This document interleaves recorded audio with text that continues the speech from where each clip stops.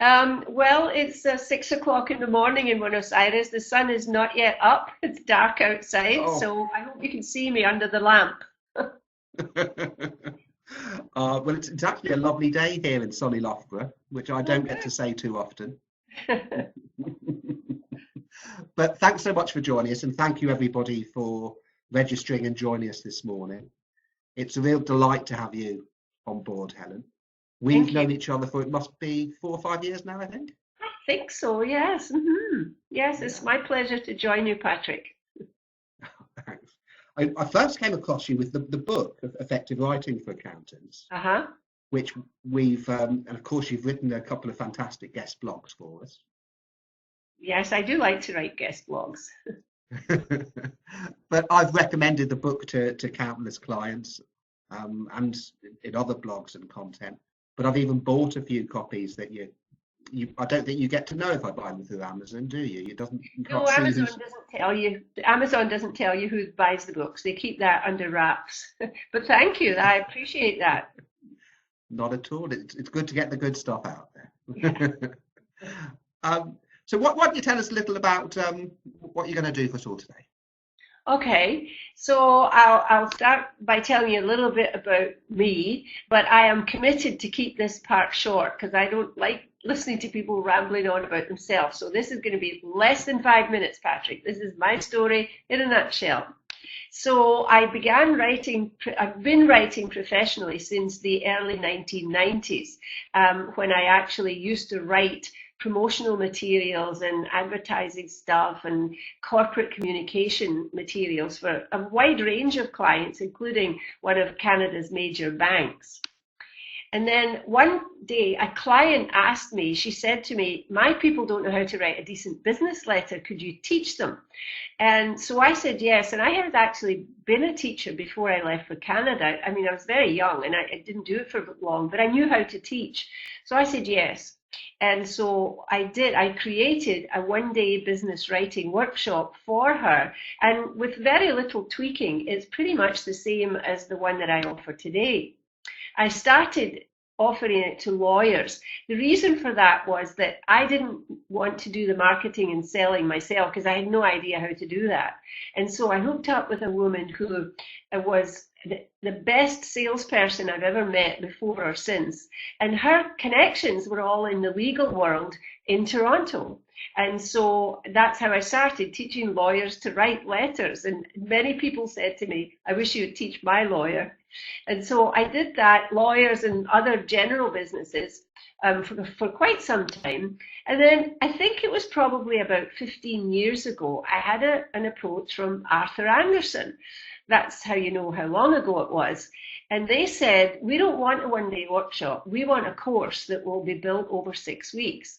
And so I pretty much made it up as I was going along that first time because I was trying to get a feel for what they needed and what they wanted and then giving it to them. And it went very well. And then I just went home and forgot about it. But when Arthur Anderson broke up, a lot of the people went to Deloitte. And so then I started to get calls from Deloitte to do this same 6 part workshop. And again, I would go in and I would do it and then I would come home. And then suddenly one day I got a call from an independent accounting firm in Western Canada saying they'd heard about this and they wanted to bring me out there to do it. And that's when I had the aha moment that maybe I should be promoting this to accountants. And so that was the beginning of my specialization in working with accountants. And for some of my services, I have other clients, but for the most part, I'm working with accountants. Maybe 95% of the time. And what I tell people is I teach numbers people to use words.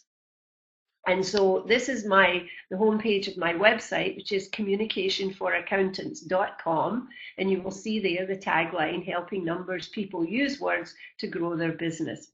And I offer these services. I help people use words in 3 different ways. The first one is through writing itself. I have clients for whom I do the writing, and it can be website copy or content, posts and articles for the content marketing. And then the second thing is professional development, and that's where I offer workshops on business writing and presentations and any other aspect of communication in the workplace, I will either go in and do it live or now sometimes online.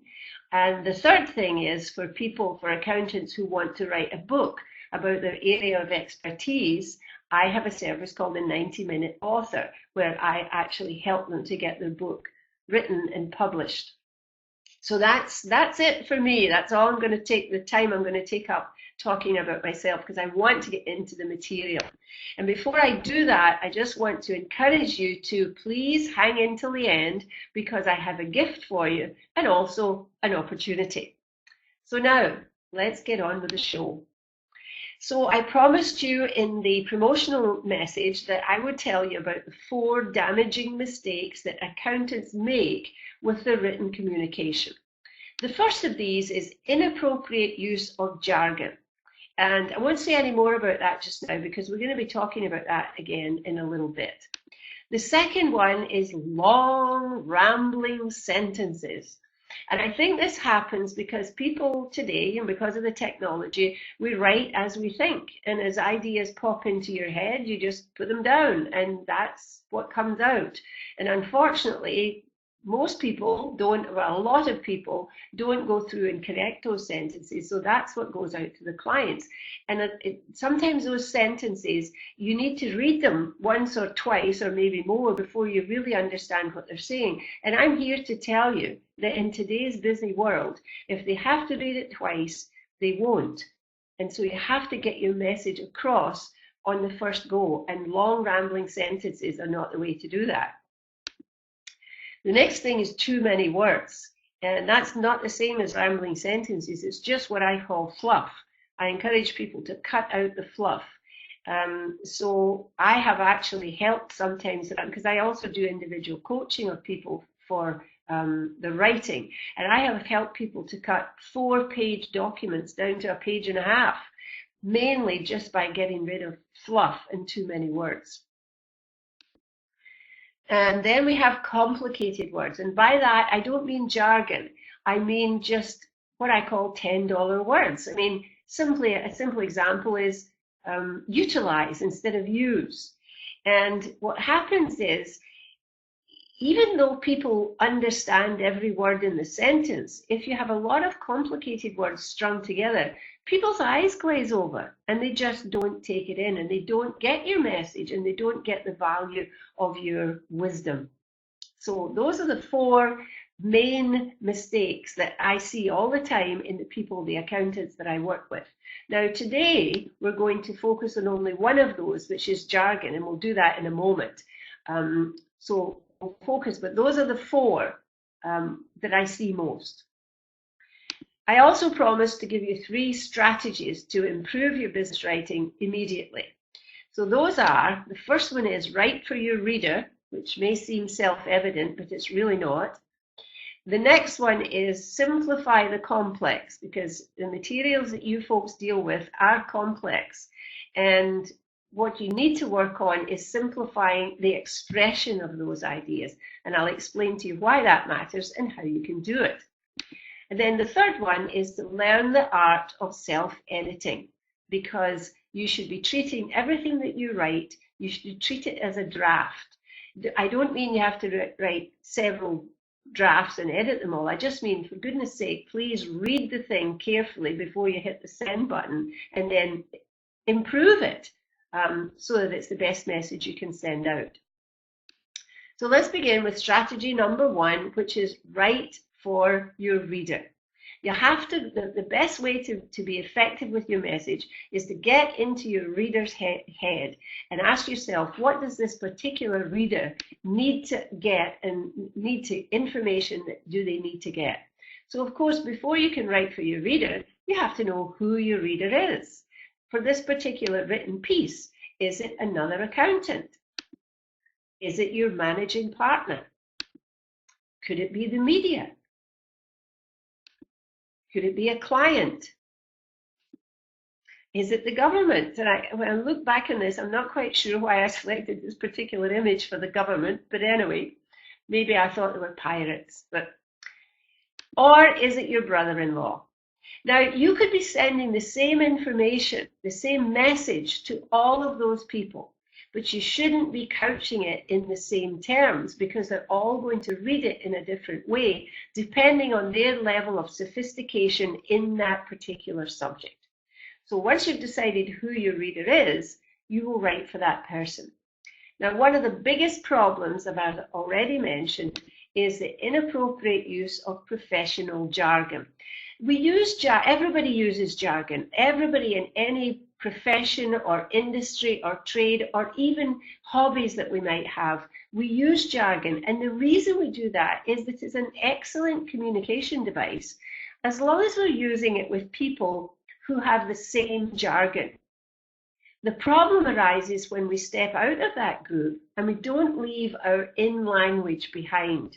And so we're using language that we shouldn't really expect these particular people to understand. So here's what I mean.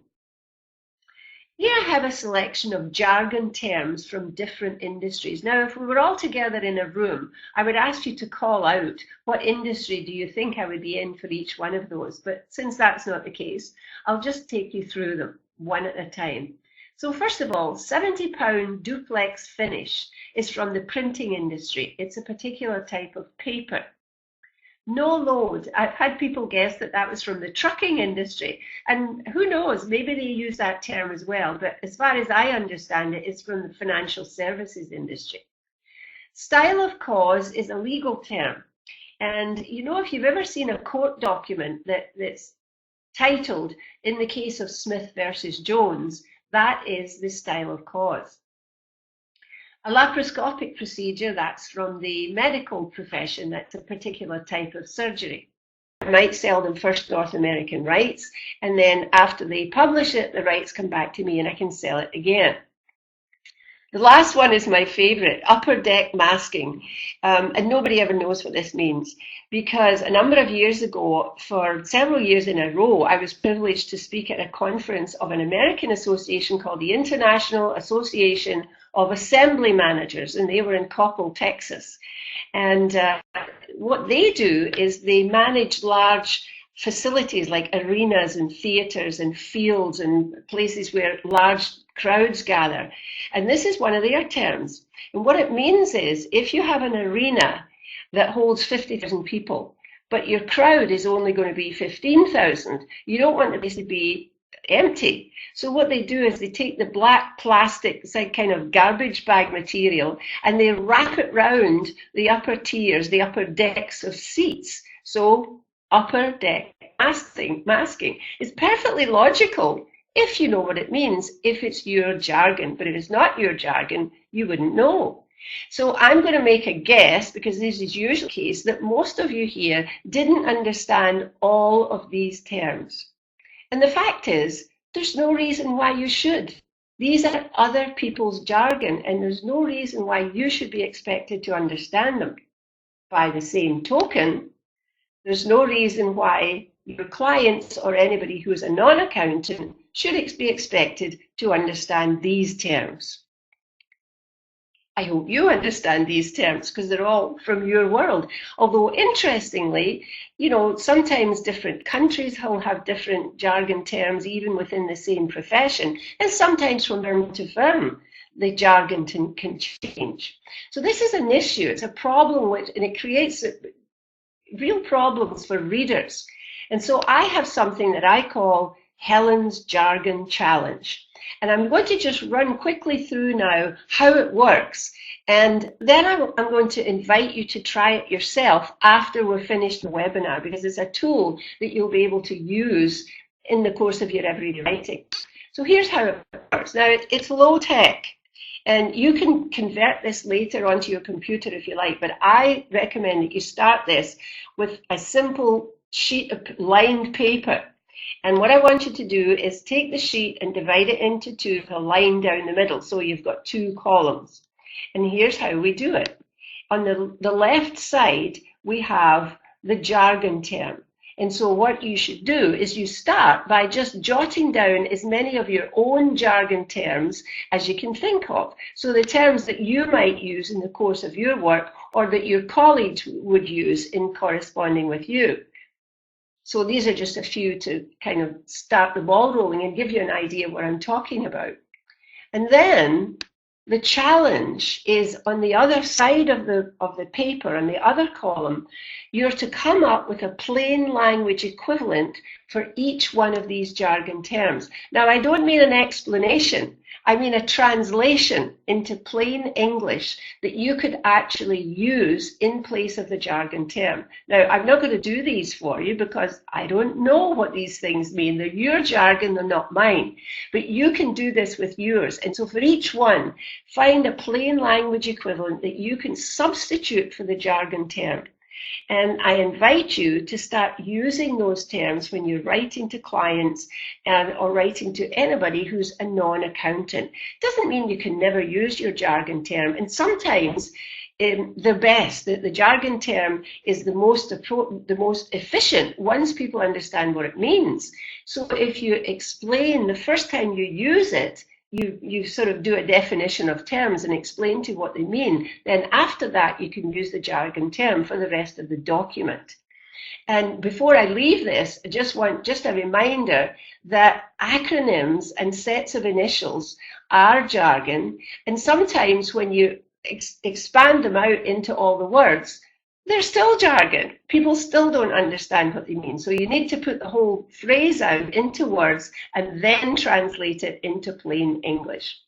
So that is Helen's Jargon Challenge. And as I said, I invite you, after this is over, to start your own version. Keep your sheet of paper beside you for a few days and just jot them all down as you think of them. And then after that, when you think you've got them all, then actually do the challenge and start to use the terms in the course of your work. You will find it makes a huge difference, and your clients will certainly find that.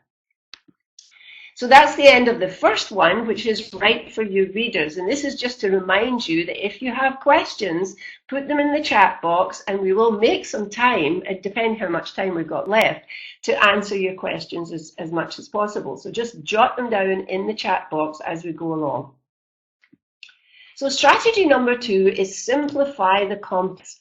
And as I said before, the materials that you deal with as an accountant are complex by their nature. And I'm not suggesting that you should change that because that's just the way it is.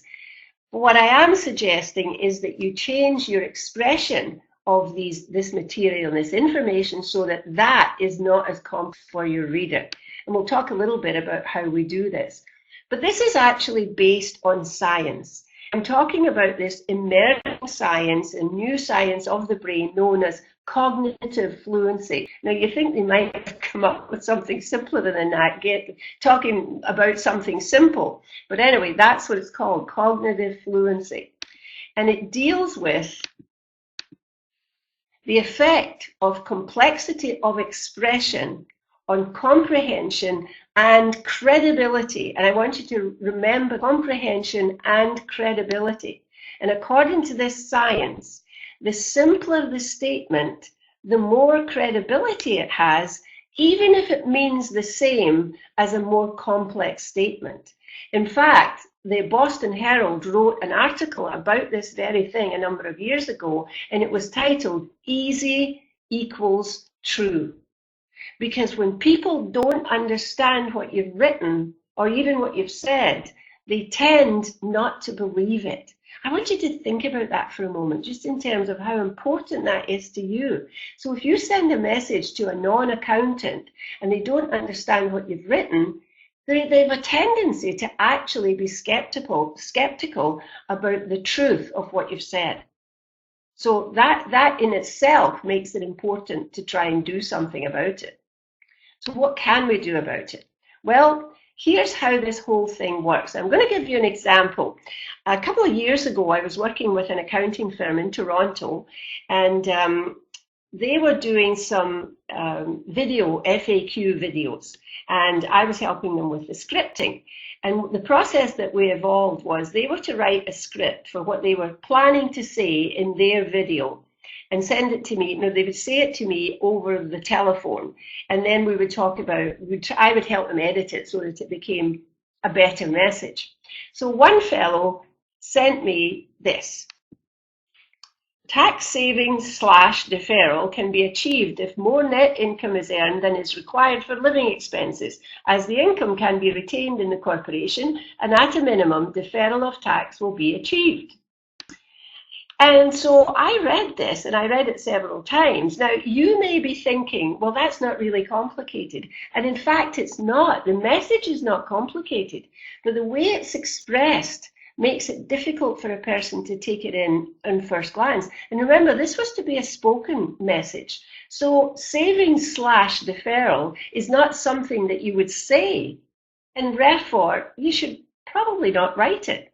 So when I read this several times, I said to the fellow when I had him on the phone, I said, so is what you really mean, if you earn more money than you need to live on, you can leave some of it in the corporation. This way your tax may be reduced, or at least you may not need to pay it immediately. And he said, yes, that's what I mean. So I said, well, let's say it that way. And you know, I sometimes say to people, if you find yourself saying in other words, use the other words because they're better. So there is a process for doing this. So let's run through now how to simplify your message in 4 easy steps. So the first one is to write the draft. And so the message that I showed you on the left-hand side of the last screen would be the draft. And I encourage people to think of everything that they write as a draft. Now, that doesn't mean you have to write 7 drafts and have them all edited. I don't mean that. I simply mean read carefully everything that you write and make it the best you can do before you hit the send button or before you actually print your message. So first of all, you're going to write the draft, but you're not done there. I mean, I've received too many messages that would have been a fine first draft, but they really needed some work before they were sent out. The next thing you have to do is actually read the words carefully that you've written. And after having read them, you need to identify the ideas that you want to get across. Identify the specific messages and ideas that you want to get across. And then you have to make sure, of course, that that's the message you're getting across. Usually it's going to need some help. So you want to rewrite the message, or at least edit it, but rewrite it simply and clearly, so that people can actually understand what you've said. So here's the process. Here's an example. And this is an example that I have used for years, and it actually came from the legal world, but this is an example of what happens. Somebody sent this to me, and a message had gone out to everybody in the firm, and they were trying to rein in the problem of delinquent accounts. So this message went out to everybody in the firm, and it's instructional. And this is what they were told. The Finance Committee requires that, prior to any further substantial work being performed in these files, that you provide a formal memorandum to the Finance Committee, together with a copy to your department head, outlining the nature of the file, the work to be performed, what you anticipate the monthly and total expenses, and whether or not there is a financial or other retainer. I don't know how many words that is, but that is one single sentence.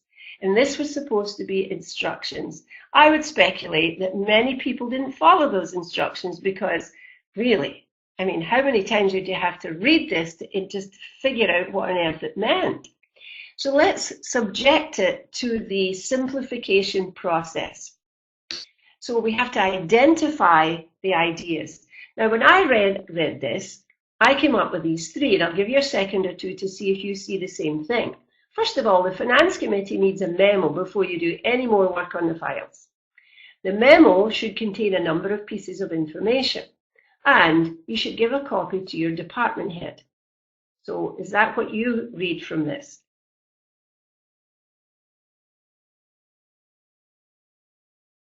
Okay, so I'm assuming that you do. So then we have to now rewrite it using this information that we've gathered. This is what the information we want to get across. We want to get it across in a way that they understand it. So this was my rewrite. Before doing any more work on these files, please provide the following information in a memo to the Finance Committee. Bullets: nature of the file, work to be performed, anticipated monthly and total expenses, nature of any retainer. In the last paragraph, separately, please give a copy of your memo to your department head. This may not be perfect. I think it's pretty good, but it certainly is a big improvement over the original. Because you see what we've done, we've actually given the messages that we wanted to get across. We've said this memo is from the finance committee, and we need you to give us certain information in a memo before you do any more work on these files. Now, I should say that there was a heading to this, and the heading was delinquent accounts, so that people knew what this was all about. Bullet lists are an excellent communication device because they make information jump right off the screen or off the page. Can also be numbered lists. If the order is important, you need to number them. Otherwise, bullets are fine. But bullet lists are a great communication device, and I urge people to use them. And it surprises me when I work with people in my workshops and I look at their writing samples, how many times they should have used a bullet list. And after we've worked together for a bit and they get a chance to look at their own materials, quite often they will then see it and they'll say, I should probably have used a bullet list here.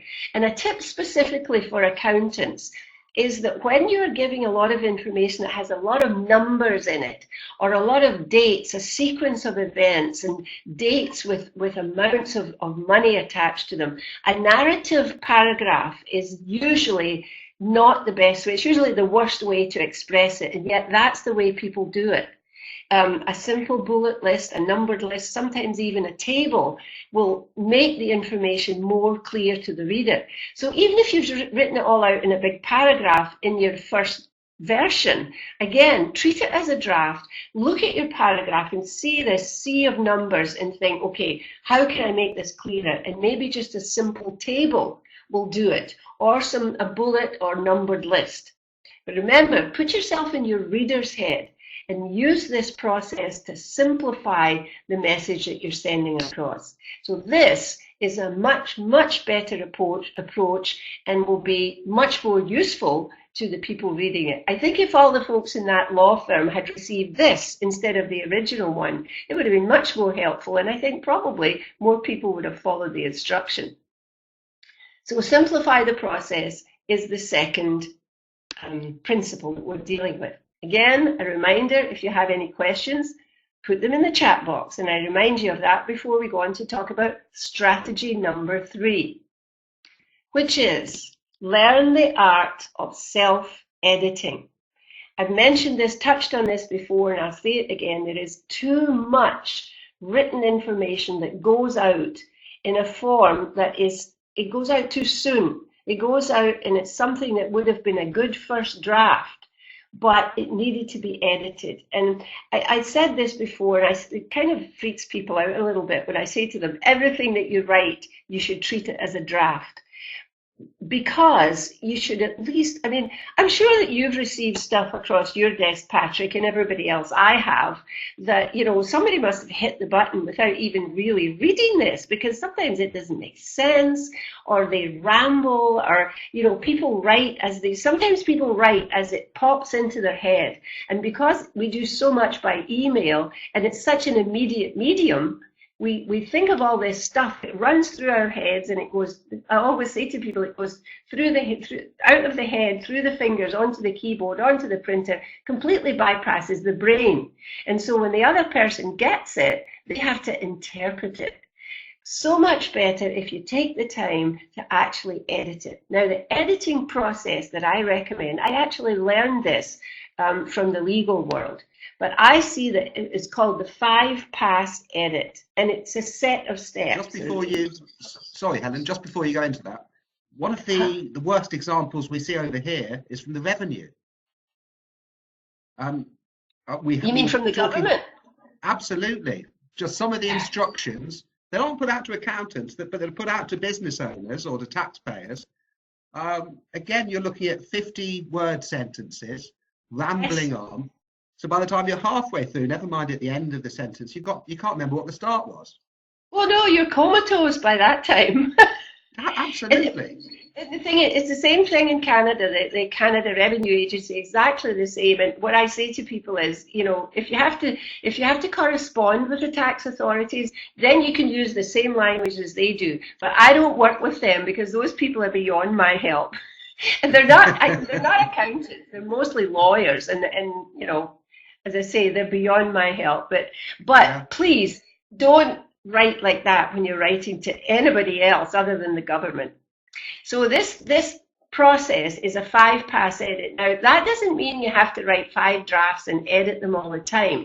What it means is after you've got your material written, I'm going to invite you to go through it 5 times, and each time looking for something different. Now, this doesn't apply necessarily to short emails, but if you've written anything of any length, whether it's an audit report or a consulting report or even just a long client opinion letter or something bringing them up to date, it's of any length, then you should go through this process. And so step by step, I'll tell you what these 5 steps are. The first one is structure. This is the first step up the ladder. So you want to look at your material, let's say you've got a 3 or 4 page document here. So you first of all want to look at the big picture, the structure. Have I dealt with everything in a good logical order? Now this is fairly easy to look at because if you've put headings in, oh yes, and I should mention that. Another thing I see a lot with people's writing samples is they forget to put in subheadings. And, imagine reading a newspaper article or a magazine article with no subheadings. It would be more difficult to read and understand it. That's why they put these subheadings in. And we should do the same thing in our business writing because it makes it easier for the reader.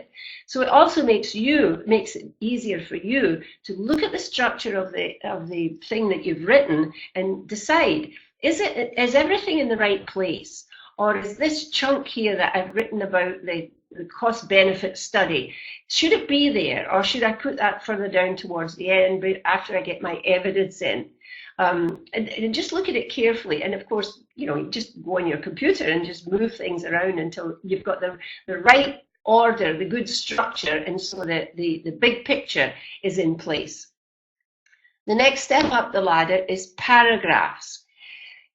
I can't go into a lot of detail about paragraphs right now. There's more detail in the book and in the course. But right now, I just want to say to you that paragraphs, you should think of a paragraph as a unit of thought. One thought, one paragraph. One idea, one paragraph. One of the things that I see people make, another mistake I see people make is they talk about more than one thing or more than one aspect of the same thing in the same paragraph. That can be confusing for the reader because the reader's not inside your head and they weren't there when you thought and wrote this. And so if you have more than one idea in a paragraph, or sometimes it's one sentence that doesn't belong in that paragraph, and that can take your reader's mind off in a totally different direction. So a paragraph is a unit of thought.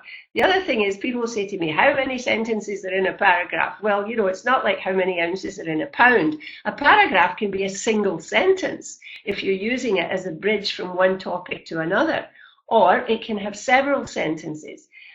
What matters is the flow of the sentences so that they flow logically from one to the other. And at the end, you have this little basket of information all on one subject.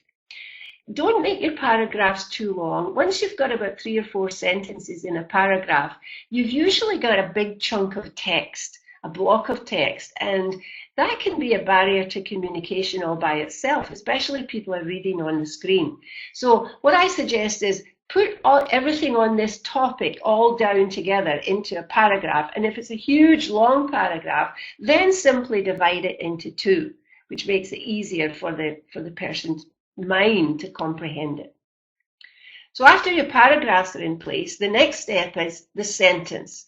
And I say the sentence is the engine of the message. If you can get your sentences to be effective and efficient, you'll be halfway there in terms of your overall message. Now, I don't just mean grammatically correct. Grammatically correct sentences are definitely desirable, but they're just the beginning. Now, the grammar is important. Excuse me. I have seen a lot of information, a lot of written messages come from people who are highly educated people. Excuse me, I'm just going to take a sip of water. They're highly educated people, but when you read the written materials, you sometimes wonder about that because they're grammatically incorrect. And people, they don't teach grammar in school today the way they did in other generations, such as mine. And the thing is, I've heard people say, well, if we give them too many rules when they're little ones, we'll confuse them and we'll take away their creativity. I would argue the opposite. I write for a living. I've written books. I even write fiction. And I don't have to worry about grammar because I learned the rules all those years ago so deeply that now I know whether it's grammatically correct. So that frees me up to be more creative and to pay more attention to the actual message. I would encourage you, if you need help with your grammar, there are lots of resources out there to help you with it, including a couple of things that I've written myself. But just Google it, English grammar, and all kinds of things will come up. If you're at all doubtful about the way you're expressing something, check it out and make your grammar correct. But as I say, that's just the beginning. You need sentences that are effective. And sometimes, in the short time we have today, I don't have time to go in and give you an example of what this means. Because sometimes you have to climb inside a sentence and turn it outside in to make it easier for the person to understand. Similar to what I just did with the simplifying the complex. Sometimes a sentence, just a sentence by itself, can be complicated, or the order of it is in the wrong order, and so it comes out awkward. So go in the sentence and see, can I just turn this back to front? Can I change the order of the way I've said things and make it a more straightforward, effective sentence? So after you have your sentences right, then you need to look at the language. And there are two aspects of the language. First of all, have I used the right word in the right place? Because, English is a very rich language, and there's a lot of pairs of words that look as though they should mean the same thing, but they don't. There's shades of meaning, or sometimes they're totally different meanings, and people use the wrong one. So you might say uninterested instead of disinterested, or the other way around. And there are several like that. So make sure that you're using the right word in the right place, and never, ever, ever use a word that you are not 100% sure of the meaning. If you're not sure of the meaning, look it up or find another way to say it. The other aspect of language is, am I using language that this person could reasonably be expected to understand, or am I using jargon? Have I got jargon-filled sentences here that people are going to have to scratch their head? And remember, if they don't understand it, they may not believe it. So that's language. And then the last step on the ladder is grammar and punctuation. Now, some people say to me, well, shouldn't I do that first?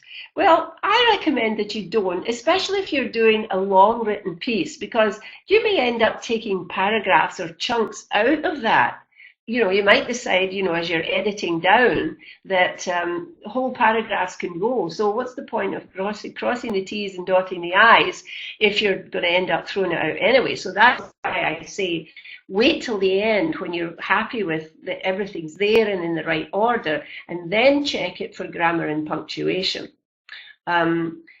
Editing should always end up with a shorter piece. I've heard people say it should be half, but I think that's an exaggeration. But it certainly should be shorter. And there's an old story that I like to tell about the great sculptor Michelangelo. And somebody is apparently said to Michelangelo, how can you make these beautiful angels out of this solid chunk of cold marble? And Michelangelo is reputed to have said, I just chip away everything that's not angel, and the angel emerges. And that's the way I look at editing. Chip away anything that's not part of the message itself, that's not needed. And then the message will emerge in a much more clear way. So these are the three strategies. Write for your reader, and I'm particularly today focused on the challenge of jargon. And again, I do encourage you to sit down with a sheet of paper and do Helen's Jargon Challenge. Then we looked at simplifying the complex. As I said, we can't really simplify the message itself, the information itself, but we must simplify the expression of the message. Remember, easy equals true. And finally, learn the art of self-editing. What you write should always be at least read carefully and improved wherever possible. Don't send out any more first drafts. So I have a Q&A session. Can I jump in there for just a second, Helen? Yes. Sorry. Lena sent in a question. I don't know if you can see that. Patrick, can we leave the questions until the end? I was asking to make sure to put the questions into the chat box, but I'd like to actually deal with them just before we finish. That's okay. Sure. Okay. All right. So we will be dealing with your questions, and I'll take as many as I possibly can. Before this, I just want to talk to you about something important, and that is that what we've talked about today, the 3 strategies I've given you, is really just the tip of the iceberg. There is so much more to the whole question of business writing, and if you follow these 3 strategies that I've given you today, it's going to make an immediate impact in your writing. But the thing is, there's so much more, and I think that we can all agree that today, certainly today, accounting, your profession, is not just about the numbers, even though people think of it that way. It's about so much more than just the numbers. And it's not just about the technology. This is a thing, I'm starting to climb on my soapbox about this, because what seems to be happening is that people are starting to rely on these great new technologies, like, and the one that always comes to mind is Crunchboards, which I know has a new name now, but I can never remember what it is. But people think that because they've got, as you as an accountant, think that because you've got this picture here of somebody's financial situation with, you know, some kind of graph or something on it, because you look at that and immediately understand it, they're making the assumption that it will be immediately clear to your client. And that's not the case, because it's still a foreign picture to them. And so you have to be able to give them a narrative, a commentary, plain language, in writing or even in speaking, to help them to understand it. The technology is a wonderful aid, and it is a great way to help to explain complex information, but it needs help. It needs human communication help. So it's not just about the technology. It is, in large part, about client service. Every accountant that I've ever met has told me that in their firm, they put client service as a very high priority. And I want to say to you that one of the best ways of offering client service is through clear communication, clear written communication, as well as oral communication. As I say, when you're presenting information using the technology, clear communication is client service. If you have sent information, instructions or something, or explanations to your client and they don't understand it, you have not served the client. So communication is a huge part of this. And always remember too, they won't necessarily tell you they don't understand because they think they should. And so ironically, they won't tell you. They'll just sit there and nod their heads, but they won't do what you've asked them to do because they don't know what it actually is. And that doesn't mean that your clients are stupid. They're just not accountants. You know, and as I say to people, sometimes, you know, the plumber comes to fix your sink, and when they tell you what they're doing, you haven't a clue because they're using their jargon. So client service has a huge component of communication.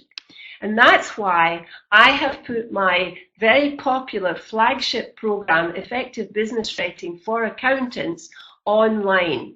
For many years, I have been doing this, going into accounting firms and to accounting conferences and putting on this in-person workshop. And over the years, many people have said to me, do you have a public workshop that I could just buy a ticket and come to? Which I don't, and that's a whole different business model that I don't want to get into. But I also would get calls from firms that were too small to bring me in. They didn't have enough people to bring me in to do it, but they maybe had 1 or 2 people that needed some writing help. And while I do one-on-one consulting and coaching, that wasn't necessarily the answer. And so this program is now online thanks to technology. So it's now self-directed and self-paced. So if you sign up for this program, you can do it at your own pace and on your own schedule, just as long as you've got your computer. And so you can actually improve your business writing and with all its benefits in your own time, whenever you want and wherever you want, and whatever part of the world you happen to be. So just quickly, if you sign up for this program, I want to tell you what you get. And there are actually 10 modules. The first one is right for your reader, and that includes what we talked about today about jargon, plus some more other ways, and we talk about words, too many words and all that type of thing that I kind of touched on. The second one is what I call power sentences. And those are fairly simple sentences, but it's a way of constructing them that gives them a lot of power and energy. One of the things that you want to do with your writing is to give it vigor, especially if it's long. You don't want it to be tedious. You want to have it to give it life and vigor. And so sentences are one of the main tools that we have for actually doing that. Then after that, the third module is power paragraphs, and the same kind of principle that we apply to sentences, we apply to paragraphs. And so I said to you today, a paragraph is a unit of thought. This module of the course goes into how you actually create a power paragraph and make it so that it is a unit of thought for your reader as well as for yourself. Then the module 4 is email. Now, I never used to have a separate module on email because as far as I'm concerned, if it's in a business setting, writing is writing is writing. And if it's an email, it doesn't matter. Email is just a medium. It takes the place of words on paper, but we still need to give it the same attention that we would if it was going to end up on paper, which, funnily enough, it still sometimes does. But people kept saying, no, I want something on email. So now we have a module on the special challenges of writing email. Module 5 is called Punctuation Without Tears. And as Patrick referred to, sometimes punctuation can be a problem for people. When I do my in-house workshops, I ask people, how many of you have problems with punctuation? And most people put up their hands, and I put up my hand because sometimes I have to think about it. So what I have is a way, and it doesn't go back to learning grammar the way I did in grade school, because that then you'd be comatose by the end of that. So I have a template that I use that, and I'll explain it all in the course, that you can actually keep by your side. And whenever you have a problem, you don't know how to punctuate a sentence, you can use this template to decide what kind of punctuation mark should it be and where should it go. People have said to me that this is one of the most valuable things that they got from the course. Module 6 is beyond the power sentence. So I have already taught you how to do an effective, simple sentence, but a lot of your sentences are not simple. And so it's complex information. So this is a lesson on how we go beyond that and how we keep more complex sentences still understandable. Then we go beyond the power paragraph, because again, sometimes the information you have to get across is complex. And so this goes beyond and gives you a method of sorting out paragraphs that are just not flowing very well. Module 8 is a very long module, and it's on report writing using what I call Design It. This is an acronym for the steps along the way. And when I say report, I'm using the word report generically. So even though if it might not be called a report, if it's just maybe a long letter, it's something that you really need to have a process to go through instead of just sitting down and kind of banging it all out and rambling on. So report writing. Module 9 is talks about readers with different communication styles. We don't all communicate in the same way. And so it's valuable for you to understand what these communication styles are and adapt your writing to a certain extent to suit them. And the last model is what I call a potpourri. It's just a few essentials. It's got a number of different, just a collection of things that I found to be challenging for people through the years that I've been working with accountants. So that's the 10 modules. They're not all the same length, and you can pick and choose. You might want to start with module 1 and work your way through, or you might want to just drop in and look at power sentences or look at email or whatever it is that you need at the time. I do recommend that you definitely do module 8, the report writing one, because you'll find it's hugely helpful for you in the course of your writing.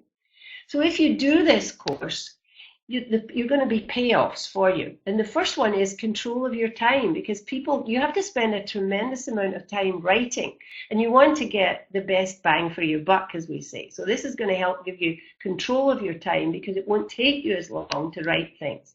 You're going to have happy clients, because they're going to understand the message and they're going to be able to act on it and get the value of your expert advice. And finally, all of these will lead to a happy you. So this is something you can do for yourself. So how much is this going to cost?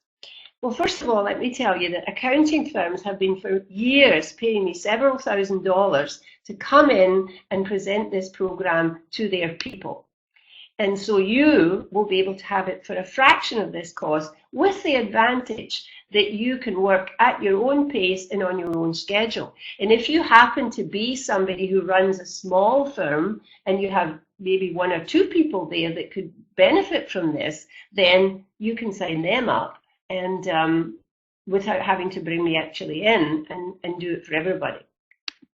So the total fee is $497 US as a one-time payment. Or if you would like to break that down, the payment plan is you can pay it in 5 monthly installments of $100 US. And when you sign up for this, it'll all be taken care of automatically. You'll give your credit card and your monthly payments will come off automatically at the beginning of each month. So it's an easy way to do it, and it's a really good investment in your business. So I ask you to sign up now. Now, Patrick, I'm not really sure about this, but I think when I created this, the word sign up now should be a link, and I don't know whether that means you could click on your screen and actually be taken to it or not. But just in case it's not, I've created a bit.ly link, and that's up here on the screen. Patrick, can we put that bit.ly link into the chat box so that people can click on it? We'll do that. We'll do that now for you, Helen. So okay. We'll put that through there now. I tell you, one of the things I really love about the course is I've worked in big organisations, P&O and EMAP, and where so much money is spent on training. You go on training courses. A week later, you remember most of it, or you think you do. A month later, you've got a few points that you're clear on. Give it 6 months, and there's so little value that you've really got from it longer term. When with this, you can go back in, you can reinforce it. If you've got this constant companion. Yes, and once you've signed up for it, it's a membership kind of thing, so you can have it forever. It's always there, and so you can always go back to any time. So so there's the link. Patrick has put it in the chat box, so you can now click on that, and that will take you over to the actual registration page. So now, what about that gift and that opportunity that I promised you at the beginning? So first of all, there's the gift. And that is a free copy of my special report, which is called 10 Practical Business Writing Tips for Accountants. And this is your gift just for attending today's webinar. And so I will be sending that to you. I'll get the emails, all your emails from Patrick later today, and I will send that to you by email so that you will have that. And as the name suggests, there are 10 different principles that you can use, and if you read this, you can put some of these into action as soon as you start writing again, which I hope that you will actually do with some of the things that I've talked about today. So that's the gift. Now the opportunity is this. For those who enroll in the Effective Business Writing for Accountants by midnight tonight. Now, we got people here from both sides of the pond, I think. So midnight tonight, your time, wherever you happen to be. So if you're in America, it will be later. If you sign up by midnight tonight, your time, you're going to get an opportunity to have a free editorial review by me of your work. Now, what that means, this is actually a service that I offer to people. And so it doesn't mean I'm going to edit it. What it means is if you have a document you're going to send out, that choose something that a lot is riding on, it's important.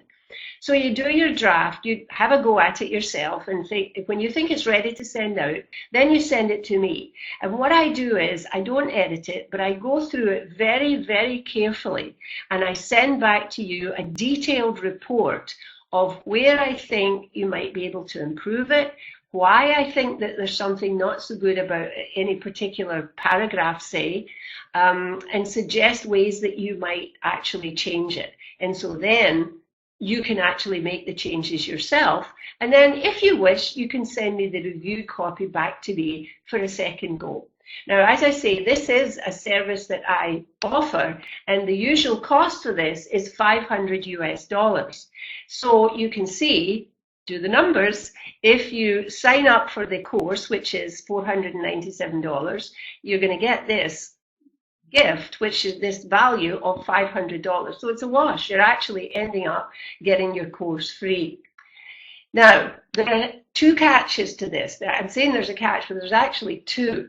First of all, you have to enroll by midnight tonight, which I've already told you. So people who are listening later on to the replay are not going to have this opportunity. This is only for you because you came and you stayed till the end.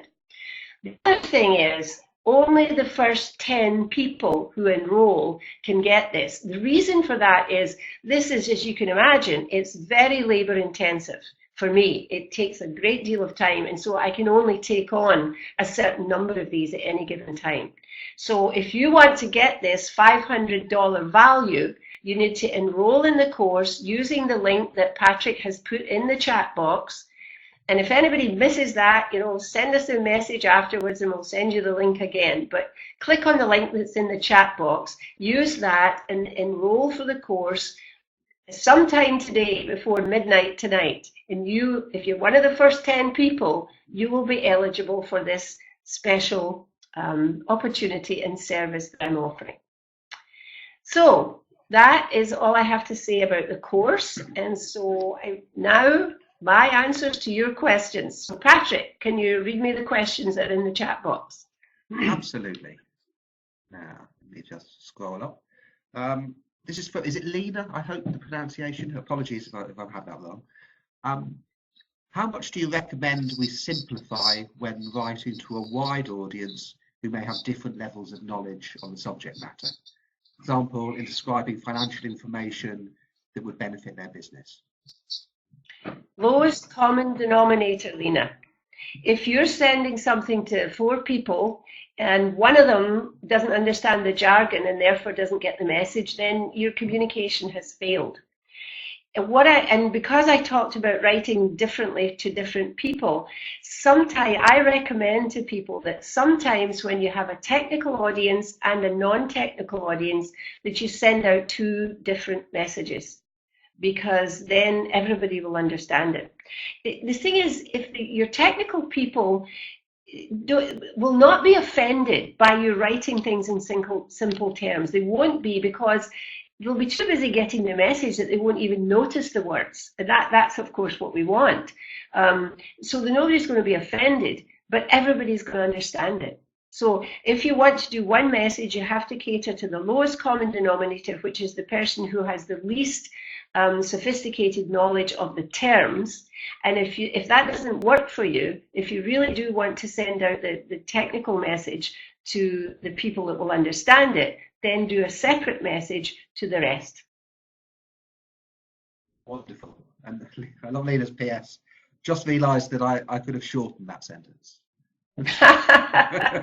Well, Lena, all I can say is usually I have to go around and shorten my sentences after I've written my first draft. There's the Mark Twain quote, isn't there, about apologies that it's such a long letter, I didn't have time to write a short one. But right, a short one. I've seen that credited to Mark Twain Winston Churchill and somebody else just the other day that whose name I didn't even recognize, but it's certainly it's valid. It can take you Yes. longer to write something that's short, but in the end, it's much more effective. Yes. Yeah. I just want to say Do we have one. any more I think questions? it's sorry. Do you have I any more can't see questions? any more. If anybody has any, please send them through. Okay. I think that's all we have. I just wanted to come back to the review. If we can scroll it back, the offer that goes with the course. Yes. Uh-huh. Now, there's incredible value in that, especially if it's a templated report, but again, my natural slant is towards new business. But if there's Right. a proposal document or something that is going out or used a lot within the practice, again, Mhm. it doesn't take too much for that to get a better result. The course is paid for over and over. Well, that's right. And I have actually, sometimes in my in-house workshops, I've seen a situation where one part of the process is that people bring their samples of their writing, and so we're all looking at them together. And I've had people say, well, no, this doesn't really make sense. I can't really explain this. I said, but you wrote it. And they'll say, well, actually, no, I didn't. This is a template that we use. So basically, they're sending out stuff that they don't even understand because it's in a template. So as you say, Patrick, this is something that you use a lot, and if you take advantage of this offer that I'm making to do this editorial review, you can use my comments on this to anything else that you write in the future. And if you have a template, then you could in fact send me the template and have me do the editorial review of that. Excellent, excellent. Would that include, say, a website homepage, if we looked at something like that? Yes, Yeah. it could. It could do. Now, somebody like you, I mean, you're more interested in the marketing side of things, and so that would be something that you could do. But I'm sort of assuming that with most of the people in the audience, the accountants, my sort of mission in life is to have them write to clients and to non-accountants in a more efficient way. So that's more the kind of thing that I'm expecting to receive from people. Sure. But again, whatever's going to be most useful to you. Excellent, excellent. Okay. Was there anything else you'd like to add, Helen, before we go? Well, just one quick thing that sometimes an objection that I get from people is, oh, Helen, I'm so busy. I don't have time to do all this. I don't have time for all this editing and so forth. And my reply to that is, if you don't have time to do it right, when will you have time to do it over? Because there's so much back and forth in email that happens because people they get the wrong message from the first email. They send you the wrong information. You have to go back to them again and ask for the right information. They come back, they say, I thought I sent you this. They don't send you what you asked for because the first one wasn't clear. So where is the time saving?